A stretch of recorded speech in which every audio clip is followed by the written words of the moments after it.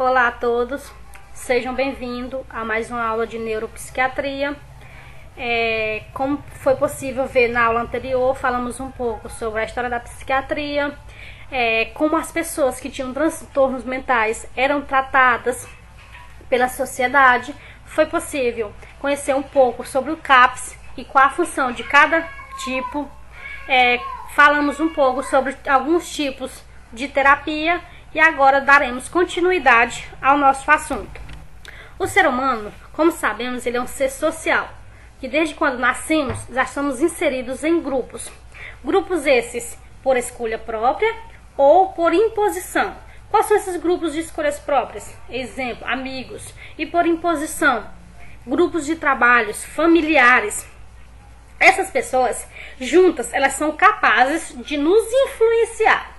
E nós, através dos nossos pensamentos e ideias, somos capazes de influenciar essas outras pessoas. Através de novos pensamentos, novas ideias, e para satisfazer outras pessoas como superiores, chefes, mudamos nosso modo de pensar e de nos comportar. Mesmo que você não aceite, você acaba agindo dessa maneira. O relacionamento terapêutico e tratamento em saúde mental foi desenvolvido e implementado por Idelgard Priplau, que criou a teoria das relações interpessoais. Através dessa teoria foi possível instrumentalizar a prática da enfermagem na psiquiatria. Assim, o cuidado da enfermagem prestado aos pacientes com transtornos mentais inclui tanto ao indivíduo quanto à sua família, não apenas boas condições de saúde física, mas também de saúde mental, contribuindo para que encontre mecanismos tanto para enfrentar a dor como o sofrimento causado por esses transtornos mentais.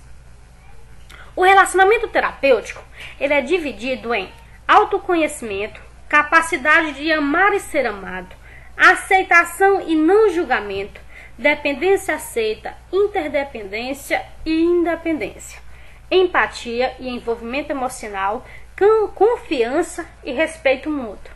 Autoconhecimento, a pessoa é capaz de identificar o seu modo de agir. Na capacidade de amar e ser amado, o ser humano ele é capaz de demonstrar afeto. E a partir desse afeto, nós como profissionais somos capazes de aceitar, respeitar, ter paciência e proteger o nosso paciente, respeitando todos os obstáculos que os mesmos enfrentam. Aceitação e não julgamento. Todos nós profissionais temos que aceitar nosso paciente do jeito que ele é, com todas os sintomas que seu transtorno causa, com todos os seus medos, com até o julgamento da própria família você tem que aceitar. E em momento algum você pode julgar seu paciente, dar sua própria opinião a respeito daquela doença. Na dependência aceita, interdependência e independência, na dependência aceita, você tem que acompanhar seu paciente. Através desse acompanhamento, você vai analisar se ele está evoluindo para uma melhora. Quando ele estiver melhor e entendendo, ele for capaz de aceitar o seu transtorno, você vai buscar a interdependência desse paciente, aconselhando, sempre conversando com ele, mostrando quais os meios que ele deve seguir. Quando ele aceitar o seu transtorno e buscar o tratamento, ele vai buscar a independência. Através dessa independência, o paciente ele vai ser capaz de seguir seu tratamento sem nenhum tipo de interrupção. Empatia e envolvimento emocional.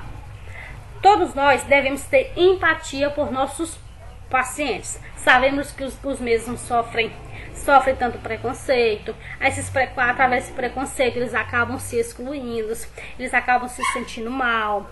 Mas, em momento algum, você pode se envolver emocionalmente, pois a partir do momento que você se envolve emocionalmente, você acaba por comprometer o tratamento desse paciente. Como é que você vai comprometer? Porque muitas vezes as medicações, elas têm muito efeitos colaterais. Com esse envolvimento emocional, você pode procurar meios de interferir nessas ações, que infelizmente eles vão sofrer durante o tratamento.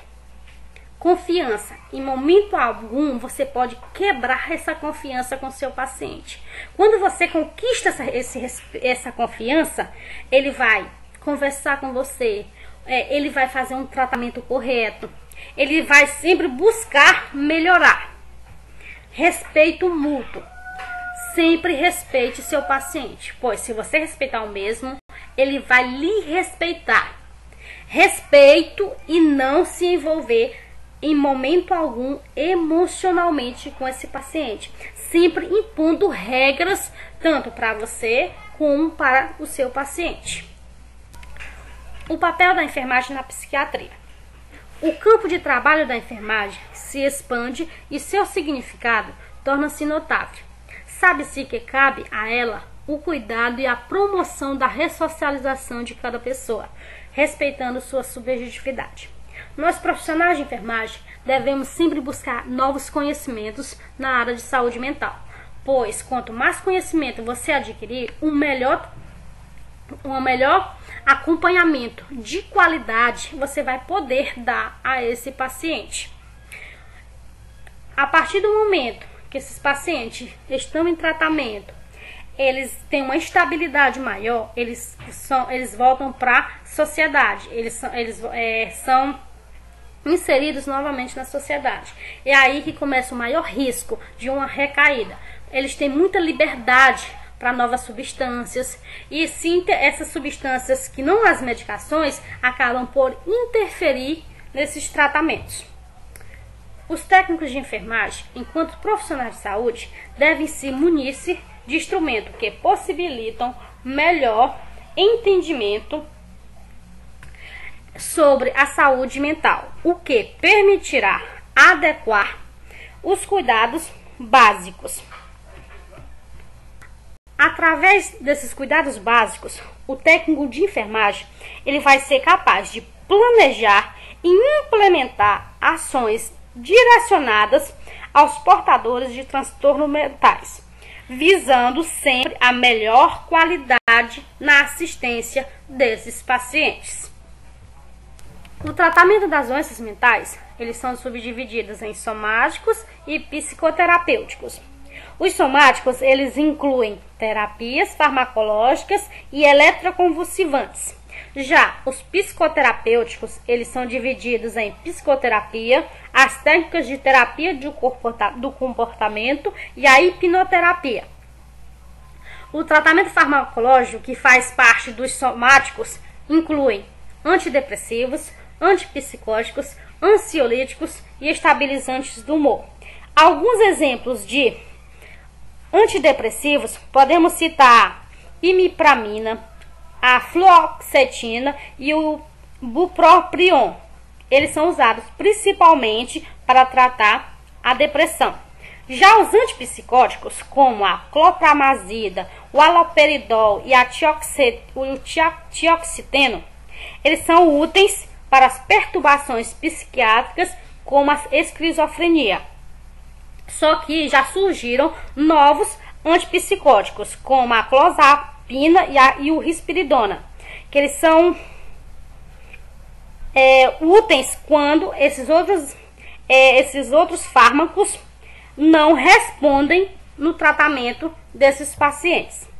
Já os ansiolíticos, como o clonazepam e o diazepam, eles são usados para perturbações, e o exemplo é a ansiedade. E os estabilizantes do humor, como o lítio e a carbamazepina, eles são usados principalmente para pacientes com doenças maníacas depressivas. A psicoterapia é o tratamento que o terapeuta aplica ao doente mediante técnicas psicológicas e fazendo uso sistemático da relação doente-terapeuta. Essa terapia, ela pode ser aplicada por vários profissionais, incluindo eles psicólogos clínicos, trabalhadores sociais, enfermeiros e alguns conselheiros espirituais. Desde que esses pacientes tenham conhecimento de saúde mental e vão ajudar e não prejudicar esses pacientes, eles podem praticar a psicoterapia. Existem vários tipos de psicoterapias, como a arte-terapia, programação neurolinguística, psicoterapias corporais, psicoterapia familiar, cognitiva, psicanálise, hipnose e hipnoterapia. Arte-terapia, como o próprio nome já fala, usa a arte na sua terapia. A programação linguística, ela usa a fala, a língua, a conversa como terapia. As terapias corporais, eles observam gestos, ações, comportamentos desses pacientes. Psicoterapia familiar, eles acompanham tanto paciente como a família. Eles trabalham em grupo com essas pessoas. Já a psicoterapia cognitiva, na psicoterapia cognitiva, eles vão observar questão de crenças, pensamentos, vão observar as emoções desses pacientes. Na psicanálise, eles vão usar principalmente as teorias psicológicas, como ocorre o processo de pensamento desses pacientes. Na hipnose e na hipnoterapia, eles vão usar principalmente, eles vão fazer com que esses pacientes eles relaxem através da hipnose. Eles vão fazer que eles busquem pensamentos novos, fiquem mais calmos. Esses são os vários tipos de psicoterapias. Essa terapia ela é utilizada principalmente quando há um risco de suicídio iminente, uma desnutrição que põe em risco a vida do paciente, a presença de sintomas catatônicos, presença de sintomas psicóticos graves. Como é feita a eletroconvulsoterapia? Ela tem o objetivo de promover uma estimulação elétrica no cérebro com finalidade de induzir uma crise convulsiva, que dura em torno de 30 segundos, mas já é suficiente para aliviar os sintomas da doença. Saúde versus doença mental. Quando estamos desestruturados, a nossa saúde física também é afetada.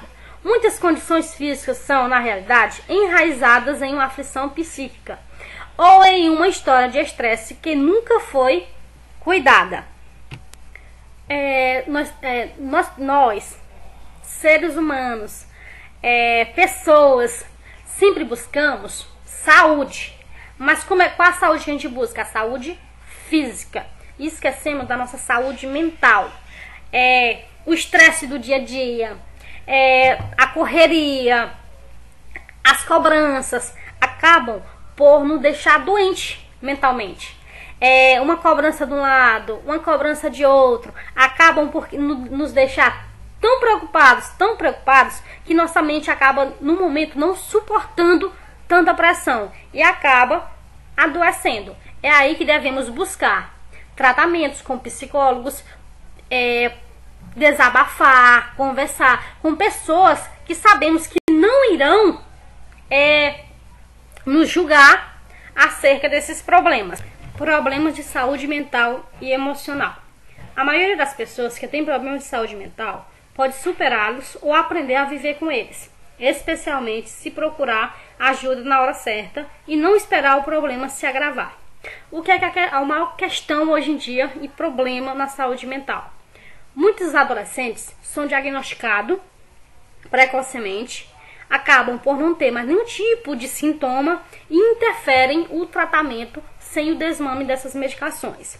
Quando eles têm uma crise emocional mais na frente, quando adulto, acabam por essa doença se aflorar novamente, vir com sintomas triplicados, as medicações que vão ser administradas para essa pessoa vão ser muito mais fortes e por tempo indeterminado, fazendo com que essas pessoas sofram muito mais nesses tratamentos. O que é a doença mental? Não existe uma definição precisa de doença mental e de muitas formas o termo é enganador. Há muita sobreposição entre transtornos mentais e físico e é comum que se tenha uma interação entre elementos de ambos. Pois se nossa mente está perturbada, se nós temos alguma preocupação agravante, acaba por interferir no nosso físico em si. NAMI.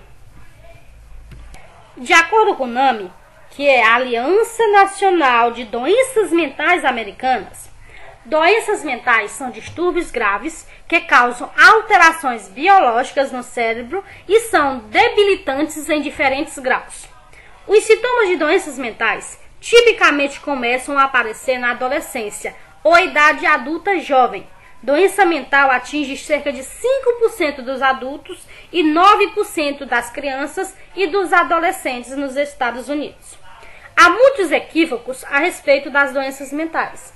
Isto, infelizmente, contribui para o fato de que muitas pessoas não procuram tratamento. Não tratar da doença mental pode resultar em desemprego, abuso de substâncias psicoativas, deterioramento das relações interpessoais e, nos casos mais graves, encarceramento e suicídio.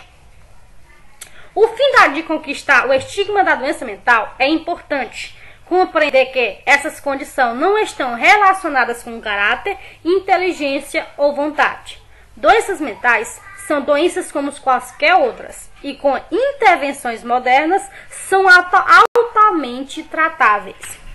Obrigada pela atenção e até a próxima aula. Bons estudos a todos!